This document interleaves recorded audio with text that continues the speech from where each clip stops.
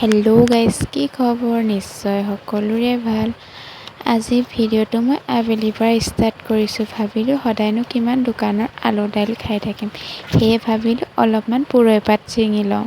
পুৰৈ পাত ছিঙিলোঁ এইটোৰ কাৰণে, আজি মই বৰালি মাছৰ লগত পুৰৈ পাতে জোল বনাম। ভাবিলোঁ ভিডিঅ'টো আপোনালোকলৈও অকণমান শ্বেয়াৰ কৰোঁ। মইনো আজি গধূলি সাঁজটো কেনেকৈ বনাই সিজাই খাওঁ। পুৰৈ পাতখিনি ছিঙি আনি মই আকৌ ভালকৈ ধুই ল'লোঁ আৰু লগতে এটা আকৌ আলু লৈ ল'লোঁ। আলু অকণমান লগত নহ'লে খাই যে ভালেই নালাগে, চব চব্জিতে আলু হ'লেহে খাই ভাল লাগে। আপোনালোকে বাৰু কোনে কোনে পুৰৈ শাক খাই ভাল পায়? মই কিন্তু খুব ভাল পাওঁ।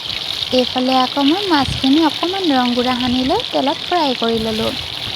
যিহেতু মই কেৰাহীখন আগতে পাতি থৈছিলোঁ, এইফালে আকৌ মোৰ মাছ ফ্ৰাই হৈয়ে গ'ল। এইফালে পিঁয়াজ দি ল'লোঁ তেলত, মানে ৰখি যোৱা তেলকণতে মই অলপমান পিঁয়াজ দি ভাজি ল'লোঁ মাছখিনি। এইফালে আকৌ মই আলুকেইডোখৰ তেলতে দি ফ্ৰাই কৰি লৈছোঁ। মই আৰু লগতে পুৰৈ পাতখিনিও ভাজি লৈছোঁ। অকণমান পাতখিনি ভাজি ল'লে গোন্ধটো মানে কম ওলায়, নহ'লে অলপমান গোন্ধাই পাতখিনি। আপোনালোকে বাৰু ফালে বাৰু পুৰৈ পাতটো কি বুলি কয়? চব ঠাইতে আকৌ চব শাকৰে নাম বেলেগ বেলেগ। আমাৰ ফালে আকৌ পুৰৈ পাত বুলি কওঁ। এইফালে অলপমান ৰং গুড়া দি ল'লোঁ, অলপমান মছলা দি ল'লোঁ, দি পেলাই আৰু মাছখিনি লগতে দি দিলোঁ। আৰু এইপিনে গৰম পানী কৰি থৈছিলোঁ, গৰম পানীও দি ল'লোঁ। আৰু পথাৰৰ পৰা বুটলি অনা লেহেতী শাক অলপমান আছিলে। আপোনালোকে বাৰু লেহেতী শাক চিনি পায়নে? আৰু কোনে কোনে খাই ভাল পায় বাৰু লেহেতী?